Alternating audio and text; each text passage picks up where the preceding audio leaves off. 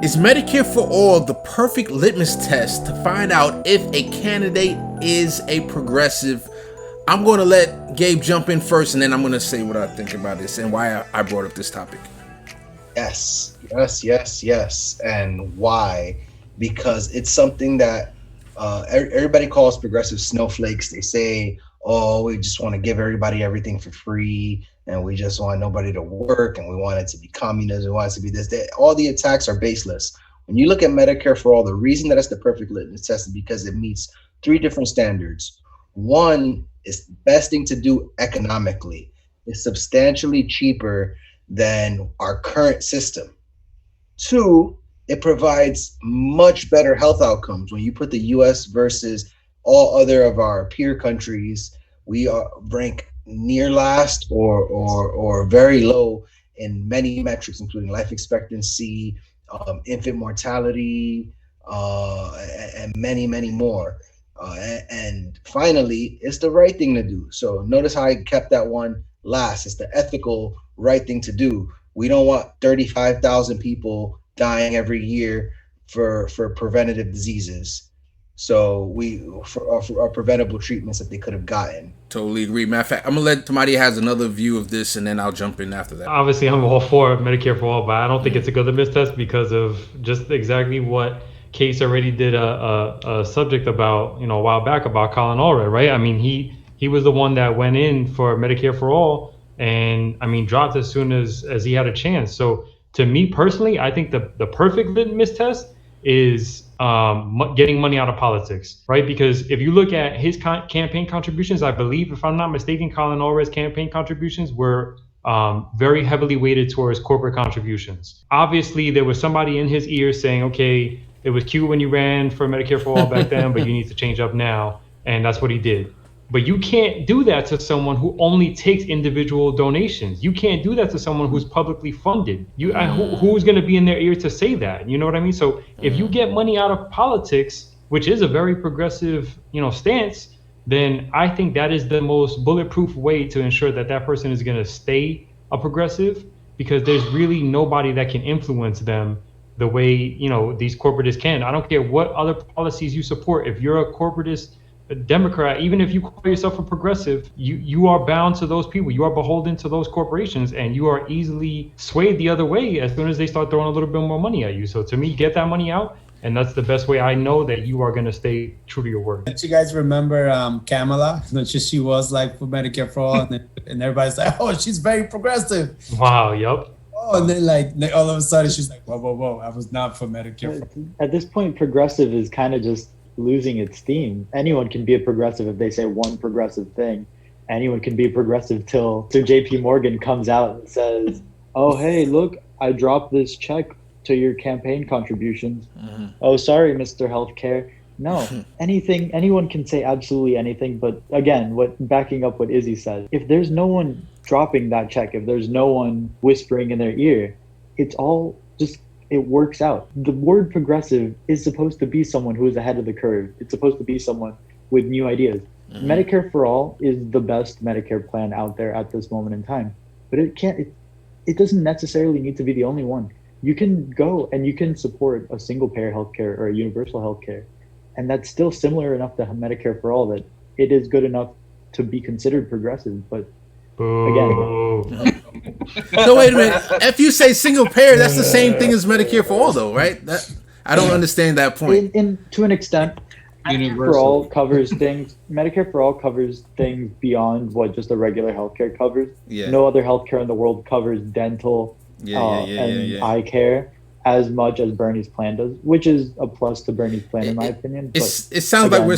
I'm sorry. It's not the be all. It sounds like we're splitting hairs. Like when you said the difference between single payer and Medicare for All, to me right there, you're splitting hairs. Like that's you're getting really into the weeds. Like I'm talking about someone that saying I'm a progressive, or like Hillary used to say, I'm a progressive that gets things done. Like with me, when I'm looking at it for a candidate, the first thing I do is go to the website, and I think I heard Gabe say something like this similar too. Go to the website, look at the issues page, and the first thing I do is look for healthcare. And if I don't, I type in a search. I don't even read through all the gibble gobble. I type in Control F. Find comes up. I type in Medicare for All. If it doesn't pop up, I'm saying on to the next one.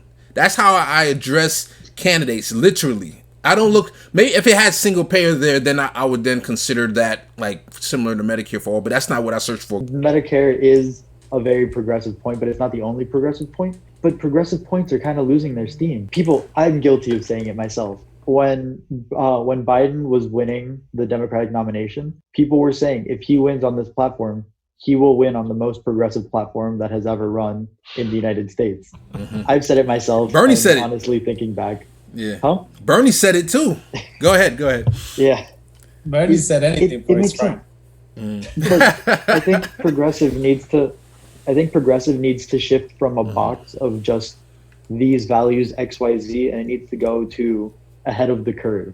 Because as Gabe has mentioned in the past, he said that FDR would be the most progressive president in history because of the huge changes that he made with Social Security, moving and saying that Obamacare just needs a little bit more and becoming a public option. If Biden will have the most progressive platform, I mean, it could be progressive, but it's not Medicare for all. It's like actually, you said moving away from the check boxes. He doesn't say Medicare for all at all. So progressive, you could say he's more progressive than the crap that we had before.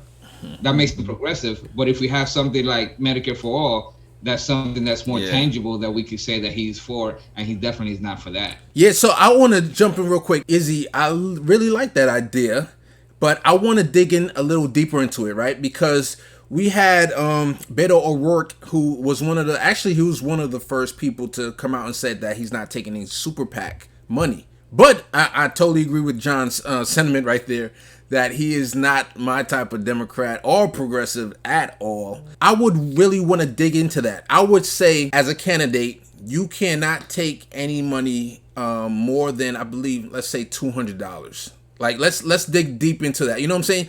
Because you can still have, there's something called bundlers, where what they do is they gather like 20 to 50 rich people, and they say, okay, guys, you guys all give the legal maximum, which I believe is $2,400. You're not giving it to me necessarily, but I know that bank of people who are giving that money, and I'm going to go to the candidate and say, hey, look, these are all the people giving you, it adds up to, let's say, $100,000. Through me, I am representing their interests. So please do not go for Medicare for all. Change it to Medicare for those who want it. And then the candidate that says deal, I'll take that deal, and boom. And everything is under the table because it's legal. But if we change it now to say, okay, you're not taking more than, let's say, $200 at a time or something like that. Like, I think we need to come up with a framework to really show that it's grassroots money. That's all I'm saying. You mean like publicly funded elections? Oh, that's perfect. Yeah, that's perfect. At that point, right? Don't we level the playing field? And we don't have that yet, though. Question marks. We don't have that yet. So a way that we can do that now is come up with the framework to say, hey, if you want to be a progressive, if you want to be, we could call it the money gauntlet or something like that. You cannot take more than this amount of money at a time. Whatever it is, I don't know exactly the number yet. But maybe, hey guys, in the comments, let us know if you like that idea. You know, we'll see. What about the idea that you have to be transparent about every single individual donor you have, and you have to put that information out there for the people to review? What that happens anyway, Absolutely. I right? agree with that. No. But that's still PACs. When you go through PACs, you don't have to disclose. Yeah. Right. That's going back to Beto for a second there. I've lost a lot of respect for him as a candidate, and in my opinion, I think he has tanked his entire political career by staking his entire presidential run on assault rifle buybacks. But say what you will about the guy, he might have been centrist. He was centrist at heart. There was no one paying him to be centrist. He stuck to his guns because he didn't need to. He was bad all on his own. He got his money. Felipe, I had the Bernie side eye on that statement, man, because he actually came out for Medicare for all, though, early. And then later on, he dumped it. I just said that he was the first to come out with no corporate PAC money, right? So he tried to fake progressive, fake left, and then he turned out to be a moderate. Like, those are the people that I really want to just call them out and shame them and Colin or read them. And really, you know, it's one thing if you're a moderate, like, I respect that. Be a moderate. Let me know who you are so I don't vote for you, so I don't support you.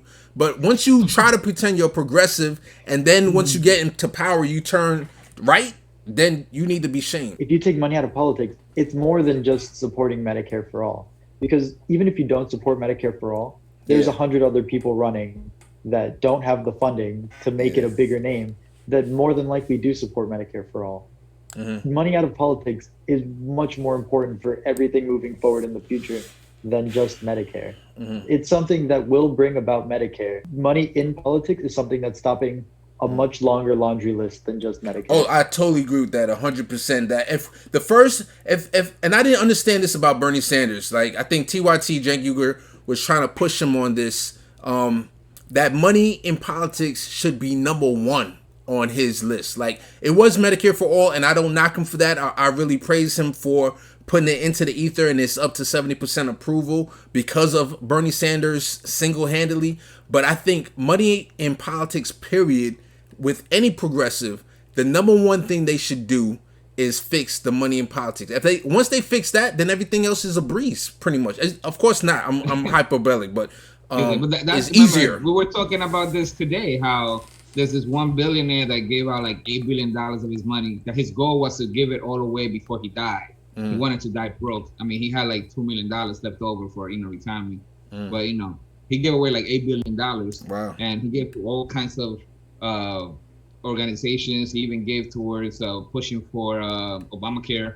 And then I said, I thought it was like, man, this is a nice goal and everything, and it inspired like the Bill Gates and all them, whatever. But I think it's a waste of money. I think I could have done a lot better than him because I would have just focused on. I said two things. I said, I would have said I want to, buy a basketball team, but that was my number two.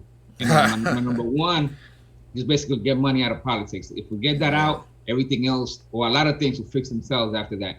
And I even said, listen, I'll bribe politicians to get money out of politics. That's what it takes. And you know what's the most ridiculous thing? The other day, I was talking to my dad about it. He's this guy, born and lived almost his entire life in Colombia, except for the last 20 years. And I mentioned why I was voting for Jen Perlman instead of Debbie Wasserman Schultz. And I said, no, Debbie Wasserman Schultz accepts a lot of corporate money. And he goes, that's not illegal in this country? Oh, wow. In Colombia, a South American country that is not free from corruption by any means. Yeah. He goes, there is still money that's behind the table, but that's not legal there. Yeah. And just to put that into perspective, here, the largest economy in the world, just lets all of that money fly behind the table. Yeah. All of them are making money being where they're sitting. Yeah. But that's because we are the most corrupt country in the world too. Let me know in the comments. I really want to know what everybody thinks about a litmus test for progressive. Do you agree that Medicare for all is a good litmus test? Do you do what I do and go straight to the website, look at the issues page? And if it's not for Medicare for all, what is it that you're looking for in a progressive? Do you agree with Izzy that we should create a framework and make sure that they just stick to a low amount of money that they're accepting, small dollar donations? Let us know in the comments below, like and subscribe.